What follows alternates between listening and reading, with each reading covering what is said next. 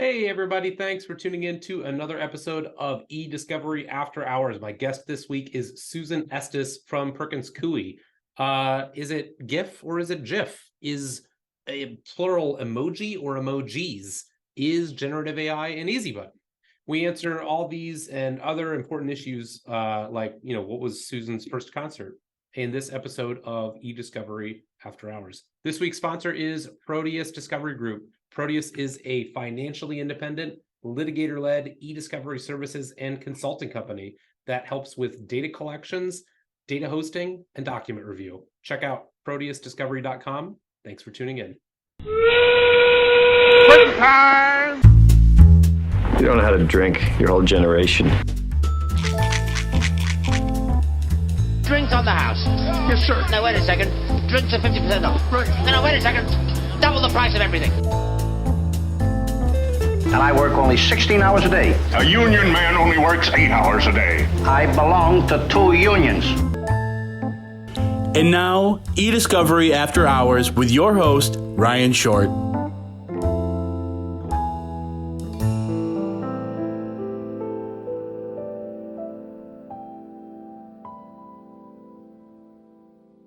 Susan, welcome to E-Discovery After Hours. Cheers. Cheers. Thank you for having me. Yeah. What are we sipping on here? Well, I have a bourbon, Calumet Farm. It was something I tried a bourbon tasting a long time ago and really enjoyed it. What have Yeah, you well, I can show you actually. This comes from your city of Chicago, from our friend Reynolds over at George John. He sent me this back when the show first debuted. So Redbreast single pot still Irish whiskey.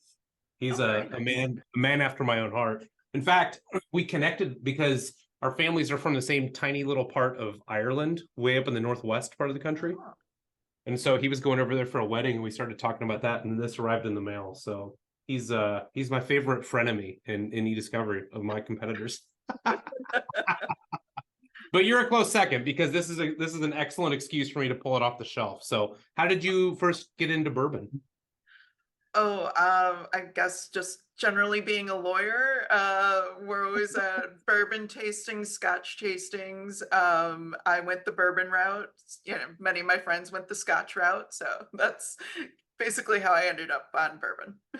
Yeah, there's a real I was surprised, right, as like you age into becoming aware of these things, that there's a very bright dividing line between those two camps. And I guess I'm not sophisticated enough because I enjoy them both. So depending upon who I'm talking to, I'll play that side of the fence, So all right, so let's kick things off with a quick little lightning round here. Are you ready? Okay. Okay, steel your nerves. Here we go. Okay.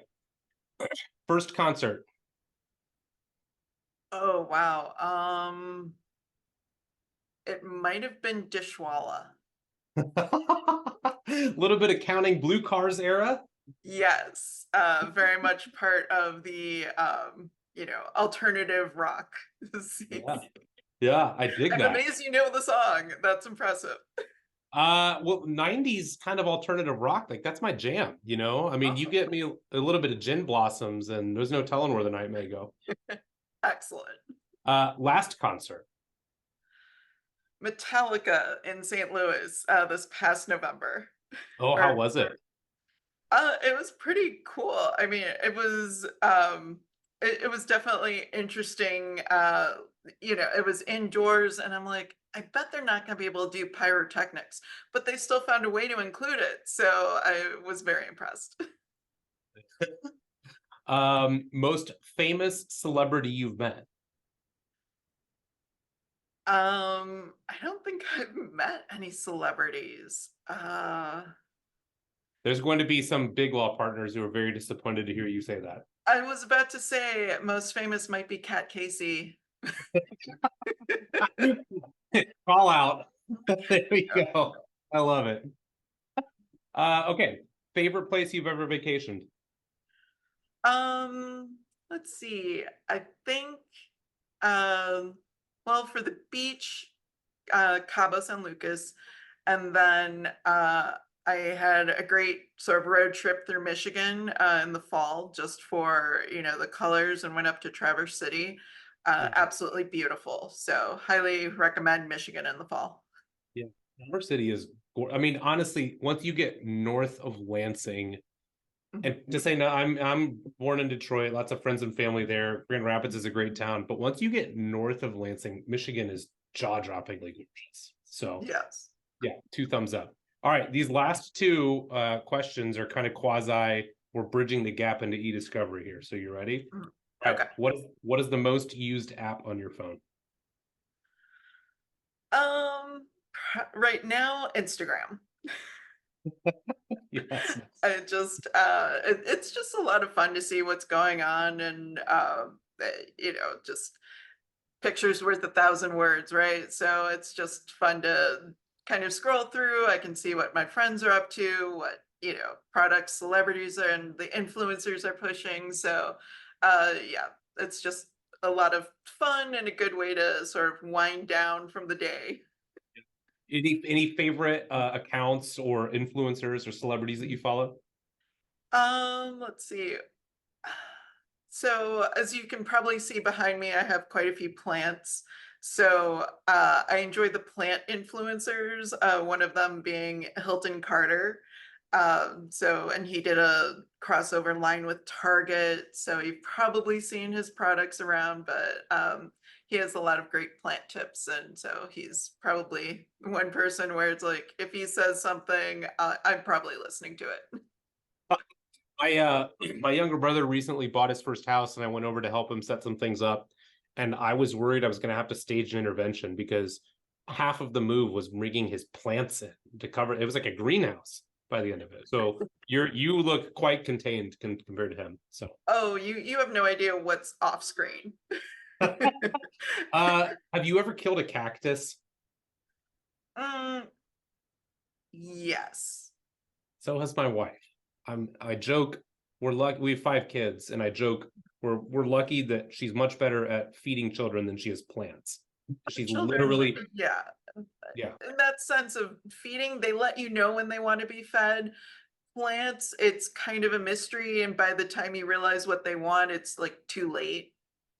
That's true. So true. So true. Okay, last in the lightning round. Is it GIF or GIF? So I go with GIF. I could have sworn the years ago the creator said no soft G, but everyone still says GIF. So then I'm like the odd person out, and people will look at me funny if I say GIF, but I'm pretty sure it's supposed to be GIF. There was Unless a I have really that completely wrong. I mean, nobody knows. That's why it's a fun question, because people are very passionate. This is like the bourbon versus scotch that we were talking about earlier, right?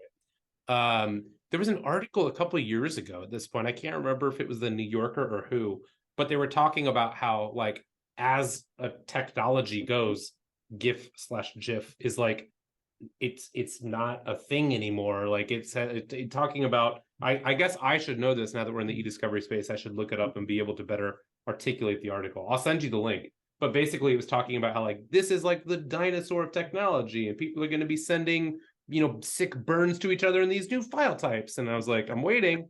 Haven't seen it yet. Yeah, So. I don't think I've seen that yet, but let's just add to the controversy. Emoji or emojis for plural? I don't know if I've ever been asked that before. Emojis, I think. Because With an I S. know I've definitely seen somewhere where they claimed emoji was the plural of emoji. Like dear. And I had so- that conversation with my daughter the other day. So I don't know about that one either, I guess, but majority of articles seem to have gone the emojis route. Yeah. Well, we'll have to ask Matt Mann over at Trust Point, since he's the designated industry guru for all things emoji (S). So, all right. Well, thank you for indulging me in the lightning round, Susan. I have to say, I'm very excited to have you here for a couple of reasons. Off camera, we just discovered that where I worked for 6.5 years, you live in the building next door. So that's very exciting. Small world. Yep. You also, of all of the wonderful people that I have had on the show, you might be the most intelligent. You are an Indiana University alumna. Go Hoosiers. Oh, yes. Cheers to that, and Kelly School of Business. So Yeah. Well, I have a story about that. So when you went through undergrad, was A100, the accounting course, was that the weed out class? I feel like A100 when I took it was pretty simple. Well, I shouldn't say simple, but was a little easier. And then there was like another next level to accounting that really would weed out people. Yeah.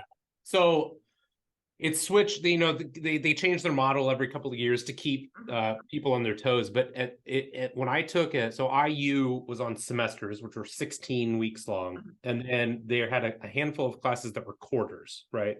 So A100, when I took it, it was you had 3 classes and then a midterm and then 3 classes and then a final. And you sat down the first day and the professor said, look to your left, look to your right. At least one of those people will fail this class. And I was a weed. I was so mad about it that and for people, by the way, for attorneys or lit sport people who may be listening, saying you're a business person is like saying you're an attorney. It's like, what does that mean? There's a million different things. And just like different law schools are known for either e-discovery or for intellectual property or for whatever, different business schools may be really good at marketing or maybe really good at finance or what have you. Kelly School is known for churning out a lot of accountants. And so I was so furious that I was one of the weeds that even after I dropped the class at the midterm, I kept going. And then I took it again the next quarter. I got a B+, and I was so sick of accounting that I switched my major. I think I started out I want to say I started out finance, and then I'm like, no, finance is boring, so I went with marketing. And then of course by the time I graduated, it was 2003, so post recession, people were not hiring.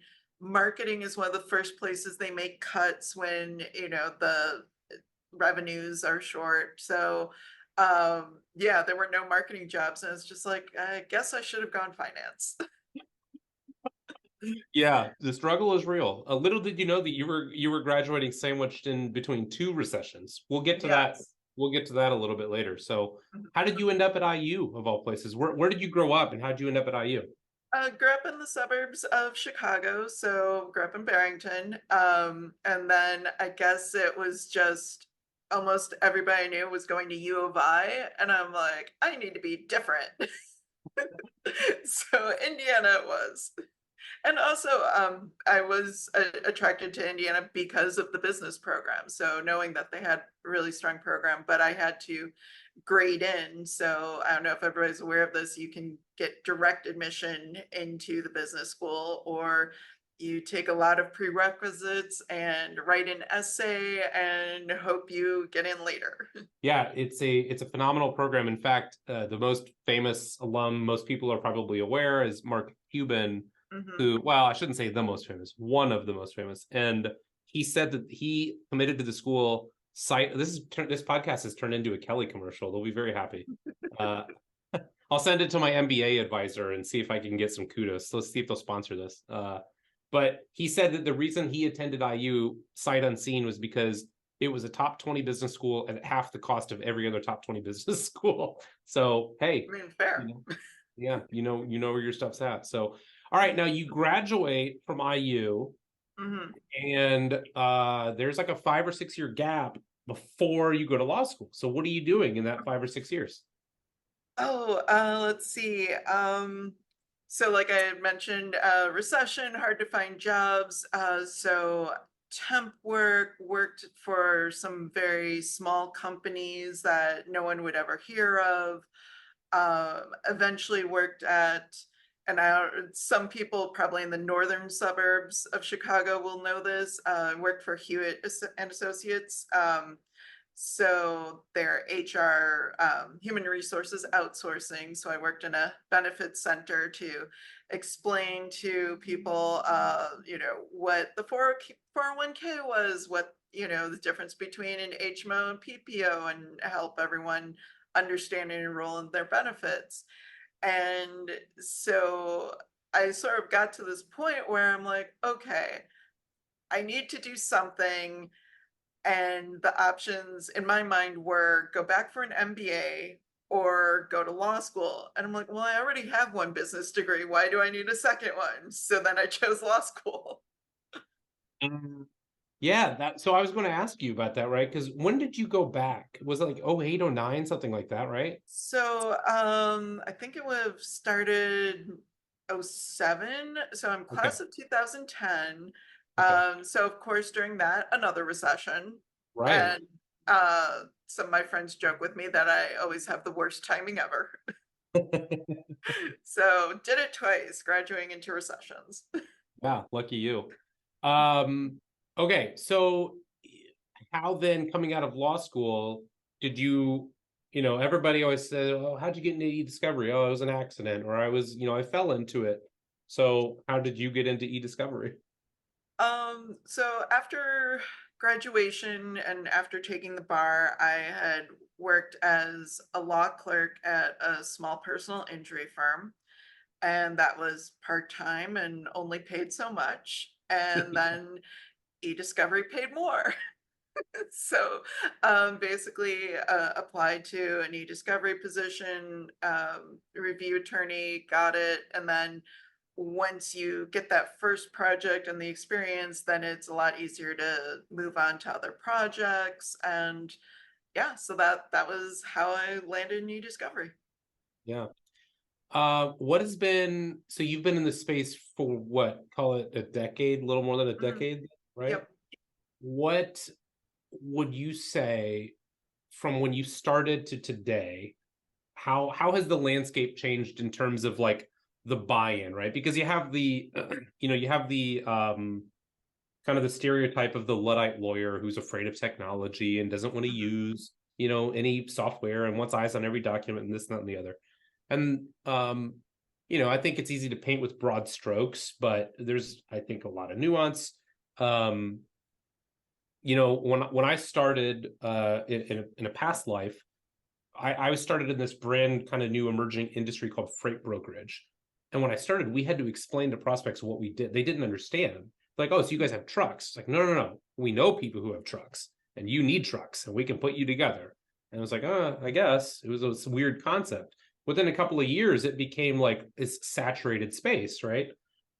So when we talk about like the maturing of an industry, how have you seen e-discovery evolve in terms of like getting corporate, getting counsel buy-in from law firms where you're employed, getting your corporate clients who may or may not have any degree of enthusiasm? I'm rambling at this point because I've had some of this delicious drink that you chose for me, but yeah, talk to me a little bit about what your impressions are over the last decade is how the industry has matured. Well, I guess as far as buy-in, I think people have just had their hands forced. E-discovery is just, it's part of discovery is part of litigation. You get to that point, you have to do it. We're in a world now where it's usually not paper, it's emails and all your different files. So, I guess if you don't like it, tough, you're still going to have to do it. And if you don't like it or don't know it, then you have to call in somebody who does. And so that sort of takes in the buy-in part into consideration. As far as the biggest changes in the industry, I would say it's the consolidation. There used to be so many different vendors and options for who you worked with. And now I think you've just seen sort of that greater consolidation as far as options and vertical integration of, one-stop shop for the review, the collections, the forensics, and all of that component. So yeah, I think it's really just the consolidation that I think is the biggest change I've seen. One of my favorite quotes is an economist named Thomas Sowell who says there are no solutions, only trade-offs. And so, depending upon where I am, I could argue the pros or the cons of consolidation. What are the from your perspective, right, in a large law firm, what do you see as some of the pros of working with larger vendors and some of the cons versus a smaller, more nimble vendor, right? The pros and cons over there. Well, I think, with a larger vendor, typically you can sort of see like it's a one-stop shop. Mhm. and they'll just handle all the steps all the way through the EDRM for you. So that I can see um, can be an advantage for, I would say, the larger litigation. When you see something more small and nimble, I would say that is a good fit for smaller matters, where you have specific goals that and parts of the project that you need to, whatever you need to achieve. That's when somebody like smaller might be a better fit. The larger organizations, there's going to be typically a higher buy-in, and you're going to want to use them when you have a much higher threshold number of documents, projects, what you need to accomplish. So that's where I kind of see the dividing line there. Um, is generative AI, is that an easy button? Are we finally going to make doc review easy? um, I don't think so. I think we all wish for the easy button. I don't know necessarily if generative AI is going to be that. We've seen AI has had, I think, a dramatic impact with the active learning that we can apply to review. As far as generative AI, I think there's still a question mark there. And then I also think clients are always going to lend a level of complexity that is difficult to predict, that I don't know if Gen AI can handle it. Yeah. I would say I have been really pleasantly surprised by the e-discovery vendor community over the last year or so, because there's a lot of innovation theater in legal, right? People talk about how, oh, we're so different and we're unique, but then you peel back the curtain and it's all the same stuff. I, generally speaking, think that most e-discovery vendors are doing a really nice job of tempering expectations. Like, hey, this is interesting. Hey, this is a tool, but tools are only useful in the appropriate circumstances, right? And it's not an easy button. And here's some circumstances in which it may make sense, and here's some circumstances in which it won't. So I don't know if that's back to our conversation from a few minutes ago. I don't know if that's like people learned that they overhyped TAR 1.0 and then it delayed adoption for years because it was treated like it was going to be an easy button, and then it was not. And I don't know if people have learned that lesson, and so they're changing how they phrase generative AI. Or maybe it's just that we're so early and people, they haven't honed their pitch yet. I'm not sure, but it's very interesting. It's something that we're experimenting with every day on live matters with client consent, and then also kind of internally with some data sets that we have. And it's very interesting, but it's certainly not something that you click a button and it's great. So Yeah, I think there's sort of a dividing line between clients where they do expect you to use it and it's an easy button. And what do you mean this isn't the easy button that will fix everything and is perfect for the matter and all of that? And then there are the other clients where it's like, well, have you tested it? Does it meet our security requirements? And they're the ones that want a lot of information, have a long list of boxes to check before they will consider using it. So there's definitely, I think right now I kind of feel like people are falling into one of two camps on that. yeah. All right. Well, lastly, I know that you are pretty active in the e-discovery community writ large, involved with a lot of organizations, one of them being Women in E-Discovery. So tell me a little bit about your involvement with them, whether it's at the Chicago chapter or the national level, et cetera, kind of what benefit that's brought to you, and maybe what 2024 looks like with we. So I'm with the Chicago chapter. I'm the social media director. So for anybody who follows our chapter and sees our announcements on LinkedIn, that's me. And just the general goal of Women in E-Discovery is women supporting and empowering women.